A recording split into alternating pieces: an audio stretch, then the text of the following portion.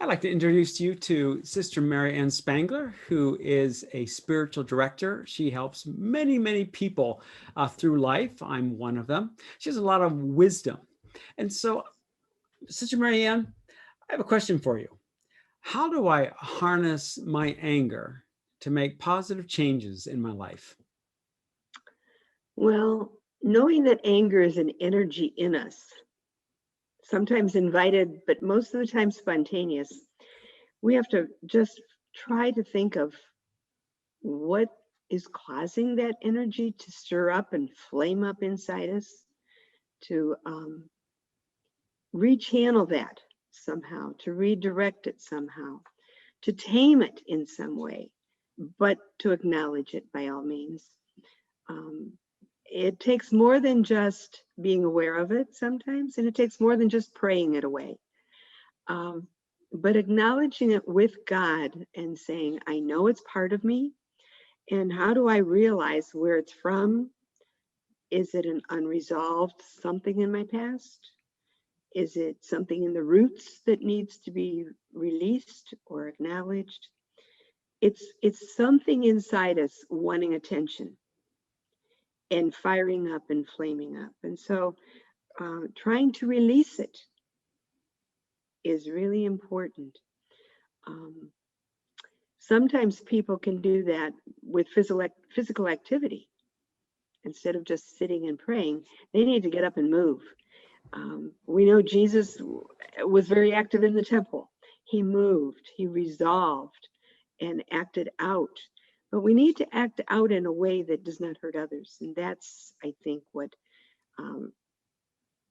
leads us to monitor whether or not we're called to just release it, or does it lead me into some kind of difficulty where I'm harming others or harming myself? So the ethics and the morality behind this is, it's not a sin in itself, but what we do with it can lead us to danger. Have you seen people make leaps in their spiritual growth through paying attention to anger that is welling within them? I really have, because it can bring about a release or a releasement, some people call it, which leads to peace. It leads to inner harmony. It's acknowledging where I've been harmed and hurt and resolving that, at least by forgiving the person. Sometimes we're called to forgive, even though we may not restore a relationship. We've been hurt, and somehow there's some letting go that's called for. It's challenging to address forgiveness when I've been hurt, but it will lead to peace. It will lead to calm. It will lead to the relationship with God that is a right relationship. I have another question for you. How do I harness my anger to make positive changes in our society? Again, I think it's looking at the cause of the anger. If it's an injustice, if it's damaged relationships, if it's something that harms the common good, these are bigger than just myself and my personal relationship with God. And so it takes sometimes a communal response. We have many, many organizations, and even in our faith and worshiping communities, such as your own congregation, there are action steps that lead to addressing injustices, whether it's hunger, housing, racism, poverty on all levels, lack of education, lack of opportunities for employment. They're multitudinous, and they can accumulate inside us and cause great anger and distress. In order for us to address those, very often, we need to join with others. Use our gifts and talents combined with others. I might be able to create some prayer experiences for a group around forgiveness or around injustice. Somebody else might be able to put a budget together. Somebody else has an organizational structure that can bring us together as a group and function around a program or an activity that addresses and will produce a change that will, for all of us, then bring about a release of that deep-seated anger that is very justifiable. In your own life, has there been some injustice in our society that has just grabbed you and has brought up anger within you that has motivated you to work towards change for that particular injustice? Well, I can use a personal example. One of the things here in the Cleveland area, I volunteer with the Sisters of Charity and the Sisters of St. Joseph and the Sisters of Notre Dame. Together, a couple of us from each congregation have put our skills and talents together for Women's Outreach Center, which is a drop-in center for women experiencing homelessness and transitioning to some kind of stability in their life. And my contribution is to share some reflections once or twice a month. I usually team up with a woman who does yoga with them. A lot of times she'll do the yoga first, and then I come in, and I'm not a yoga person, but I can at least do it as well as the women present. So together we just create a little community that's a safe place. I do my little piece, which is very small compared to their needs, but and then sometimes I'll provide an afternoon of retreat or reflection for them to give them that sense of worth and that sense of peace. That's wonderful. Is there anything else you would like to say to us about the subject of anger and faith? Well, a lot of times we can feel agitated and upset and not necessarily know why. Sometimes we've suppressed it and stuffed it inside and accumulated it until it can reach volcanic eruptions.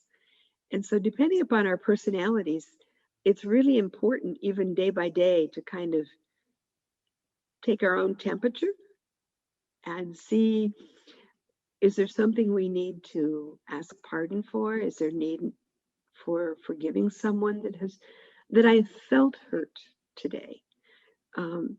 Rather than letting it accumulate and then have a volcanic outburst of some kind. So doing it more frequently on a more daily basis, sometimes at the end of the day, just to pause and ask forgiveness of anybody I might have hurt, something I might have failed to do that I could have or should have, would be a healthy way to continue to build that peace and harmony that we want within ourselves. Thank you very much. You're welcome. I'm pleased to be with you and ask God's blessing on all of you.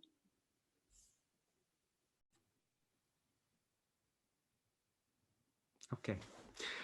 I have with us Melanie Schmois, and Melanie is a licensed therapist, and she is a leadership coach with Mind Your Strength. And I've enjoyed Melanie's wisdom over the years as she has helped me and assisted me, and I've just found that what she says is really very helpful.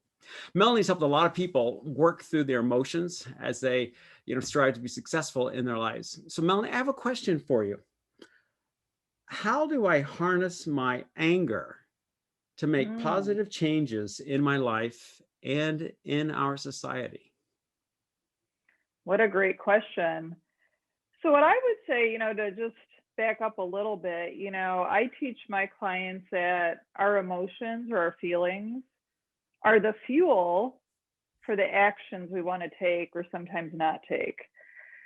So, in thinking about anger, I think it's really important to understand what your outcomes are, what your results that you're trying to create are, because sometimes anger is not the best fuel to put in the tank, depending on what you're trying to accomplish. Another thing I'll say is that anger puts us in the fight or flight, state of being. It's designed to help us protect ourselves or defend ourselves towards a threat. Okay, so in doing that, a lot of our higher level reasoning, our reasonable brain kind of comes offline so that we can fight somebody or a threat or defend a loved one. So the thing with anger is sometimes our higher level brain, our reasoning part of our brain goes offline. So this is oftentimes where we regret things we've done in an angry state. Like, oh, I would have said that differently if I was in a calmer state of being.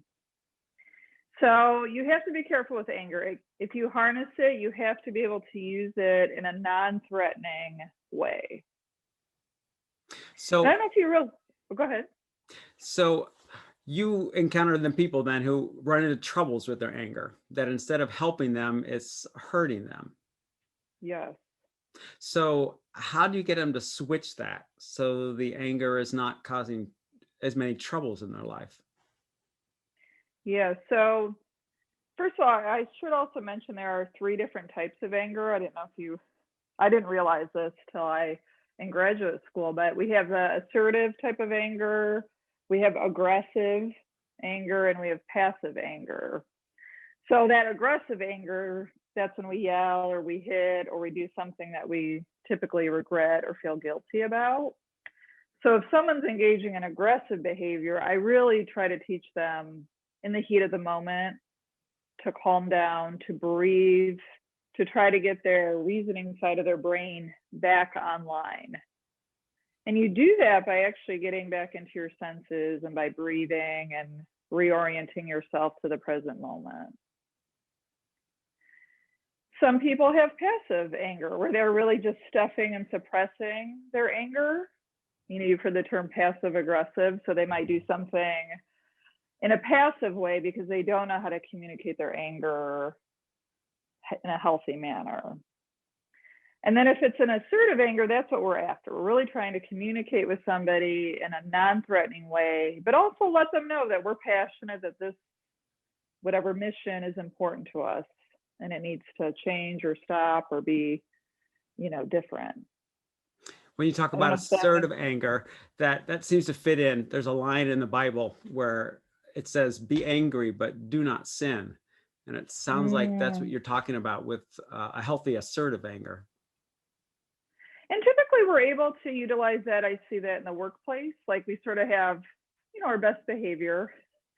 So we're able to disagree with somebody, not always, but typically in a work situation, our reasoning brain is still online.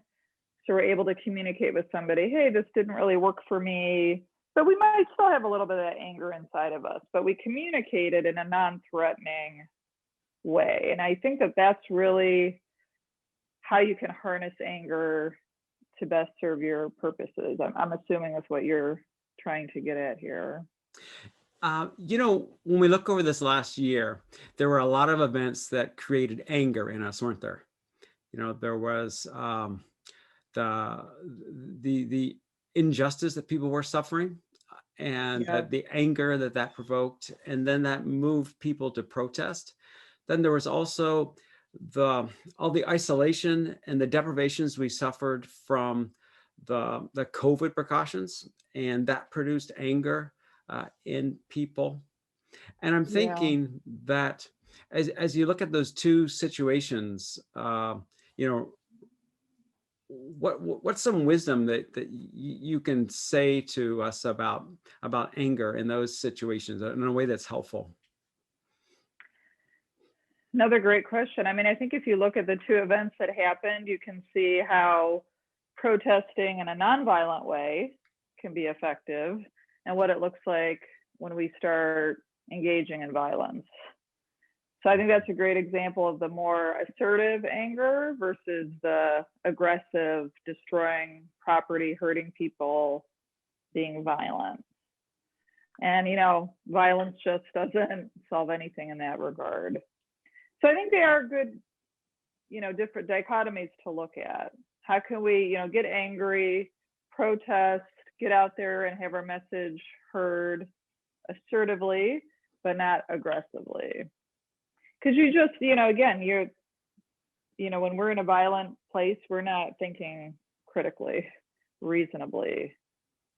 And a lot doesn't get accomplished other than people hurting themselves or each other. What I've when noticed violent- about the first situation of the anger that people have had from the isolation and deprivations from COVID, that it's created a lot of depression in people as they Yeah. haven't known what to do with that anger. What would you say about that, or to help people through, that maybe that kind of inward turn anger from all the difficulties of the COVID with nothing to do about it? So tough. Isolation, really does breed depression.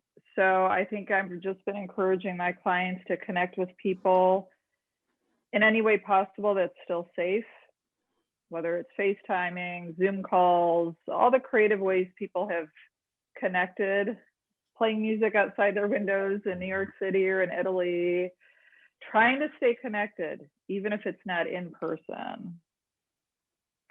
Still trying to find things that bring them joy, even inside the home, cooking, music, comedy, whatever it is.